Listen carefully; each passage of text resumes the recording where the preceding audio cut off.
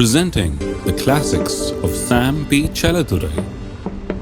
Sam P. Chaladurai அவர்களின் போதனை களஞ்சியத்திலிருந்து. உன்னதமானவரின் மறைவில் இருக்கிறவன் சர்வ வல்லவருடைய நிழலில் தங்குவான். பழைய ஏற்பாட்டின் காலத்திலே ராஜாக்களும் பெரிய மனிதர்களும் போர் செய்கிற நேரத்திலே ஓடினார்கள். ஓடி போய் ஒளியறதுக்கு அங்கங்கே கேவ்ஸ், குகைகளுக்குள்ளாக போய் ஒளிந்து கொள்வார்கள். மறைவிடங்கள் அவர்களுக்காக வைக்கப்பட்டது. அவர்கள் ஓடி ஒளியக்கூடிய பெரிய கற்பாறைகள், குகைகள், இவைகள் அவர்களுக்காக வைக்கப்பட்டிருந்தது. அவர்கள் ஓடி போய் ஒளிந்தார்கள். நாம் இன்றைக்கு எங்கேயும் ஓடுகிறது இல்லை. எத்தனை பேர் சொல்றீங்க ஓடுறது இல்லைன்னு? நாம் ஓடுகிறது இல்லை. நாம் மறைக்கப்பட்டிருக்கிறோம். நாம் மறைவிடத்திலே வைக்கப்பட்டிருக்கிறோம். உன்னதமானவரின் உயர் மறைவில் இருக்கிறவன் சர்வ வல்லவருடைய நிழலில் தங்குவான். நாம் கிறிஸ்துவுக்குள் அவரோடு கூட மறைக்கப்பட்டிருக்கிறோம். கிறிஸ்துவுடனே கூட தேவனுக்குள் நாம் மறைக்கப்பட்டிருக்கிறோம். மறைக்கப்பட்டிருக்கிறீங்களா? மறைக்கப்பட்டிருக்கிறீர்கள் என்று சொன்னால் சாத்தான் உங்களை தாக்குவது அவ்வளவு எளிதான காரியம் கிடையாது. திரும்ப சங்கீதம் 91 போவோம். உன்னதமானவரின் உயர் மறைவில் இருக்கிறவன் சர்வ வல்லவருடைய நிழலில் தங்குவான். நிழலில் தங்குவான் என்று சொல்லப்பட்டிருக்கிறது. இந்த நிழல் என்றால் என்னன்னு பார்ப்போம். ஷேடோ ஆஃப் தி ஆல்மைட்டி, அவருடைய சர்வ வல்லவருடைய நிழல் என்று சொன்னால் அது என்ன என்று பார்ப்போம். நிழல் என்று சொன்னால் நாம் நடக்கும்போது சூரிய ஒளி வீசுகிறது. அந்த சூரிய ஒளிக்கு நம்முடைய நடுவில் நம்முடைய உருவம் வரும்போது தரையில ஒரு நிழல் வருகிறது. அதான் நிழல். நிழல் என்று சொல்லும் போது சாதாரணமாக கருப்பா ஒரு டார்க் இமேஜ், ஒரு கருப்பான ஒரு உருவம் தெரிகிறது. அதான் நிழல் என்று சொல்லுகிறோம். ஆனால் இங்கே நிழல் என்று சொல்லுகிறது சர்வ வல்லமை உள்ளவருடைய நிழல். எத்தனை பேருக்கு தெரியும் தேவன் ஒளியா இருக்கிறார் என்று சொல்லி? இந்த நிழல் நாம் காண்கிற நிழலை போல எண்ண முடியாது. இது ஆவிக்குரிய கருத்தை கொண்டது. இந்த நிழல் என்றால் என்ன? புதிய ஏற்பாட்டிலே நிழல் என்கிற வார்த்தை 2 முறை உபயோகப்படுத்தப்பட்டிருக்கிறது. ஒன்று, மறுரூபமலையிலே கிறிஸ்து தம்முடைய 3 சீஷர்களுக்கு முன்பாக பேதுரு, யோவான், யாக்கோபு என்கிற சீஷர்களை கொண்டு போய் அங்கே அவர்களுக்கு தரிசனமானார் அல்லது மறுரூபமாக்கப்பட்டார் அவர்களுக்கு முன்பாக. அந்த கதை உங்களுக்கு எல்லாருக்கும் தெரியும். மத்தேயு 17ஆம் அதிகாரத்துக்கு திருப்போம். அங்கே போய் அவர்கள் இருக்கிறார்கள். அங்கே இயேசுவோடு கூட மோசேயும் எலியாவும் பேசிக் கொண்டிருக்கிறதை சீஷர்கள் காண்கிறார்கள். 3ஆம் வசனத்திலே. 4ஆம் வசனத்திலே பேதுரு சொல்லுகிறார், இங்க எல்லாருக்கும் ஆளுக்கு ஒரு கூடாரம் போட்டு இங்கே இருந்திடலாம் என்று. 5ஆம் வசனத்திலே இப்படி சொல்லப்பட்டிருக்கிறது, அவன் பேசுகையில் இதோ ஒளியுள்ள ஒரு மேகம்.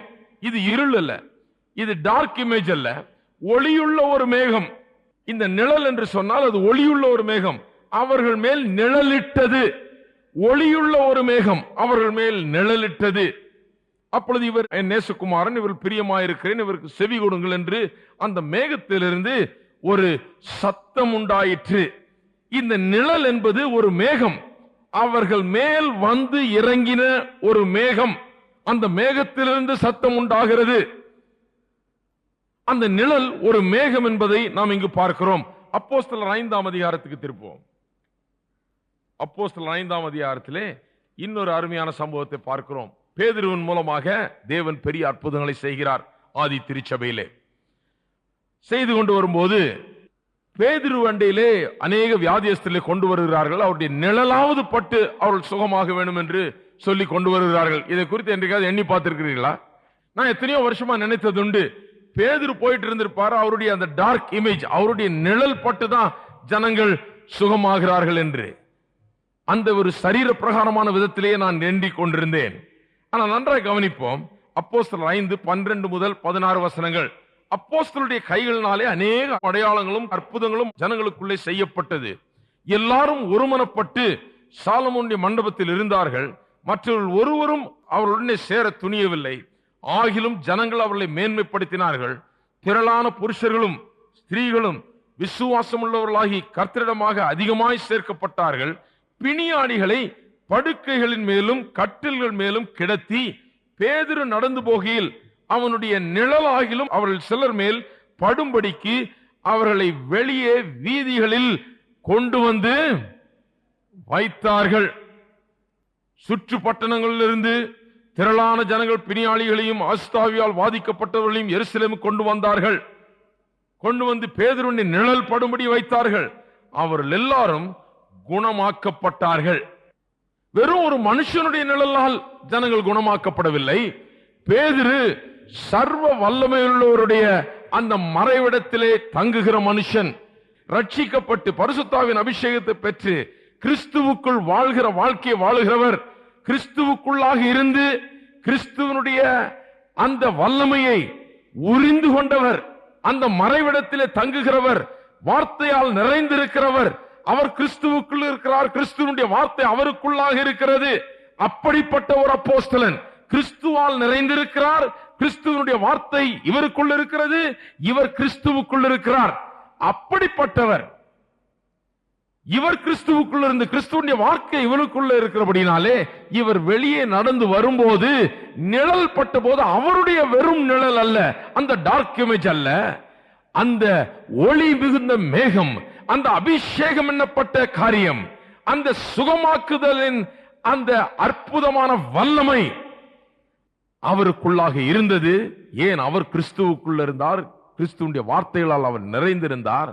அப்படியே அதிலே நிறைந்து போய் ஒரு ஸ்பஞ்சு போல அது அவருக்குள்ளாக ஊறி கிடந்தபடினால் அவர் வெளியே வந்தபோது அவர் அந்த ஒளியினால் பிரகாசிக்க ஆரம்பிக்கிறார். அவர் மூலமாக அந்த தேவனுடைய நிழல், அந்த மேகம் பிரகாசிக்கிறது. ஆகையால் தான் வியாதியஸ்தர்கள் சொஸ்தமாகிறார்கள். மோசே தேவனோடு கூட பேசிவிட்டு 10 கற்பனைகளை பெற்றுக்கொண்டு கீழே இறங்கி வருகிறார்.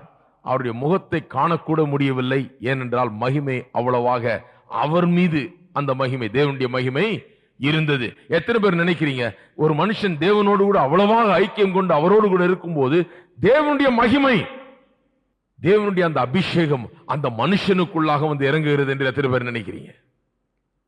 அபிஷேகம் எப்படி வருகிறது? சாதாரணமா ஒரு தீர்க்கதரிசி இன்னொரு தீர்க்கதரிசியை பயிற்சி வைக்கிறார், அவரு கூடயே இருக்கிறார். இந்த குட்டி தீர்க்கதரிசி பெரிய தீர்க்கதரிசி கூடயே இருக்கிறார், போகிற இடமெல்லாம் செல்லுகிறார், சுகமளிக்கிறத பார்க்கிறார், பிரசங்கிக்கிறத பார்க்கிறார், தீர்க்கதரிசனம் சொல்லுகிறத பார்க்கிறார், அற்புதங்களை அடையாளங்களை செய்கிறத பார்க்கிறார், கூடயே சுமந்துட்டு போறார், பொட்டிகளை தூக்கிட்டு போறார், இங்க வானா வர்றார், போனா போறாரு. சில நேரத்தில் அவ்வப்போது இவருக்கும் சில சான்சஸ் கிடைக்குது, எங்கேயாவது ஜெபம் பண்றதுக்கு, எங்கேயாவது வேலை பண்றதுக்கு சில வாய்ப்புகள் கிடைக்கிறது. கொஞ்ச நாள்ல போனா அந்த தீர்க்கதரிசி எப்படி இருக்கிறார் அதே மாதிரி இவரும் மாறிடுறாரு. என்ன ஆச்சு? அவர் கூட இருந்து இருந்து இருந்து அவருக்குள்ள இருந்த ஆவி இவருக்கு ஹலோ ஒட்டிக்குது. அப்படிதான் அபிஷேகம் வருது. நாம் எப்படி அபிஷேகம் பண்ணப்படுகிறோம்? நாம் கிறிஸ்துவுடனே சஞ்சரித்து கிறிஸ்துவுக்குள்ளாக இருக்கிறபடினால், அவருடைய வார்த்தை நமக்குள்ளாக இருக்கிறபடினால் அந்த ஐக்கியத்தின் விளைவாக ஏற்படுகிறது தான் அபிஷேகம். ஹலோ, அதுதான் அபிஷேகம். அவர் அப்படியா அபிஷேகம் பண்ணப்பட்டிருக்கிறார். அந்த அபிஷேகம் அந்த நிழலில் மூலமாக கிரியை செய்கிறது. நிழல் படுறதுனால யாரும் சுகமாகிறது இல்லை, அபிஷேகத்தினால்தான் அந்த நுகங்கள் முறிக்கப்படுகிறது, அந்த அபிஷேகம் கிரியை செய்கிறது. ஆகையால் அவருடைய மறைவிடத்தில் இருக்கிறது என்னன்னு பார்த்தோம். மறைவிடம் என்று சொன்னால் ரட்சிக்கப்பட்ட ஒரு நிலை, கிறிஸ்துவுக்குள்ளே வாழ்கிற ஒரு இடம், அவருக்குள்ளே நாம் மறைக்கப்பட்டிருக்கிறோம். அவருடைய வார்த்தை நமக்குள்ளாக அங்கே வைக்கப்பட்டிருக்கிறது, நாம் அவரிலும் அவருடைய வார்த்தை நமக்குள்ளாகவும் இருக்கிறது. நிழல் என்று சொன்னால் நாம் அந்த ஐக்கியத்தின் விளைவாக அவரோடு கூட ஒட்டி வாழ்வதன் மூலமாக, அவருக்குள்ளாக இருப்பதன் மூலமாக, அவருடைய வார்த்தையால் நிறைந்து இருக்கிறது மூலமாக ஒரு மேகம் நம்மை சூழ்ந்து கொண்டிருக்கிறது. ஒரு நிழலை போல ஒரு மேகம். அது என்ன மேகம்? அந்த மேகம் சுகமாக்கும் வல்லமை நிறைந்த மேகம். அந்த மேகம் நம்மை பாதுகாக்கக்கூடிய மேகம். அந்த மேகம் நமக்கு புது பலன் அளிக்கக்கூடிய மேகம். அந்த மேகம் வல்லமை நிறைந்த மேகம், நம்மை எல்லா தீமைகளிலிருந்து பாதுகாக்கக்கூடிய ஒரு நிழலாக அந்த மேகம் நம்மை சூழ்ந்து கொண்டிருக்கிறது. ஏன்? அவருக்குள்ளாக நாம் இருக்கிறோம், அவரிலே ஜீவிக்கிறோம், அவருடைய வார்த்தை நமக்குள்ளாக இருக்கிறது. அது என்ன ஆகிறது? நம்மை சுற்றி ஒரு மேகம் போல, ஒரு கொடையை போல வருகிறது. அதுதான் நிழல். அமெரிக்காவிலே ஒரு இன்சூரன்ஸ் கம்பெனி, பல இன்சூரன்ஸ் கம்பெனி இருக்குதாங்க. எல்லா இன்சூரன்ஸ் கம்பெனியும் பாருங்க, எல்லாம் பெருசு பெருசா இருக்கும். உலகம் முழுதும் போய் பாருங்க, இன்சூரன்ஸ் கம்பெனி தான் ரொம்ப உயரமான கட்டடமா இருக்கும். ஏன்? ஒண்ணு காமிக்குது, அது ஜனங்க ரொம்ப இன்சூர்டா இருக்க விரும்புறாங்க. அவ்வளவு பணத்தை அங்க கொடுத்தா அப்படித்தானே கட்டினாங்க கட்டடத்தை. ஜனங்களுக்கு பாதுகாப்பு தேவை, பாதுகாப்பு தேடி அலையறாங்க, எப்படியாவது பாதுகாப்பு கிடைக்குமான்று. அதுக்கு தான் நமக்கு ராணுவம் வச்சிருக்கிறோம், அதுக்கு தான் போலீஸ் வச்சிருக்கிறோம், அதுக்கு தான் பூட்டு சாவி வச்சிருக்கிறோம், அதுக்கு தான் பேங்க்ல வைக்கிறதுக்கு இடம் வச்சிருக்கிறோம். பாதுகாப்பு தேவை. பாதுகாப்பை தேடி இந்த உலகமே அலைந்து கொண்டிருக்கிறது. இந்த இன்சூரன்ஸ் கட்டடத்தை பார்த்தீங்கன்னாலே தெரியும் பாதுகாப்பு எவ்வளவு பேர் விரும்புறாங்கன்னு. எல்லாரும் பாதுகாப்பை விரும்பி ஓடுகிறார்கள். ஆனா வேத வசனத்தை போல ஒரு பாதுகாப்பு எங்கேயும் உங்களுக்கு கிடைக்காது. நம்முடைய தேவனை போல ஒரு பாதுகாப்பு உங்களுக்கு எங்கேயும் கிடைக்கவே கிடைக்காது. சில ஐரோப்பிய நாடுகளில் கிரேடில் டு கிரேவ் செக்யூரிட்டி என்று சொல்கிறார்கள். அதாவது பிறந்த நாள் முதல் செத்து புதைக்கிற நாள் வரை ரொம்ப பாதுகாப்பா உங்களை கவனிச்சுக்கிறாங்களாம். எப்படி? எந்த குறையும் இருக்காது. குழந்தை பிறந்த உடனே மாசம் இவ்வளவு குழந்தைக்கு கொடுத்துட்றாங்க சில ஐரோப்பிய நாடுகள்ல. அப்பா அம்மா ஐயோ இந்த குழந்தை பிறந்திருக்கு, இன்னொரு குழந்தை ஆயிடுச்சு, எனக்கு ரொம்ப கஷ்டமா இருக்குன்னு சொல்ல வேண்டியது இல்ல. குழந்தை பிறந்த உடனே செக் மாசம் மாசம் கவர்மெண்ட்ல இருந்து வந்துடுது. அந்த குழந்தைக்கு வேண்டிய சகல பராமரிப்பு அவங்க கொடுத்துட்றாங்க. டாக்ஸ் கொஞ்சம் அதிகமா போட்டுறாங்க, ஆனா அவங்க காசை கொடுத்துட்றாங்க. 5 குழந்தை இருந்தா நல்லா நிறைய காசு கிடைக்கும்.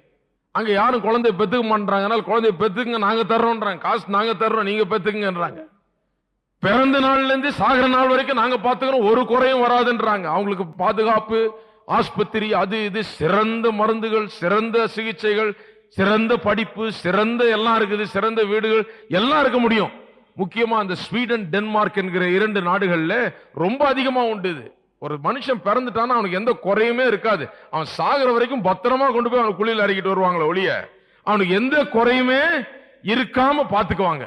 ஆனால் அந்த ஸ்வீடன், டென்மார்க்ல தான் பாருங்க தற்கொலை பண்ணிக்கிறவங்க அதிகமா. ஹலோ, இந்த ஸ்வீடன், டென்மார்க்ல கிரேடில் டு கிரேவ் செக்யூரிட்டி தர்றாங்க. பிறந்த நாள் முதல் சாகிற வரைக்கும் ஒரு குறைவெல்லாம் பாத்துக்கிறாங்க.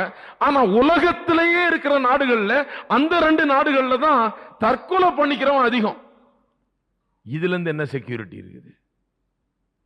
இன்றைக்கு நான் சொல்லுகிறது எல்லாவற்றை விட மிகப்பெரிய செக்யூரிட்டி, நம்ம எல்லா விதத்திலும் பாதுகாக்கக்கூடிய ஒன்று.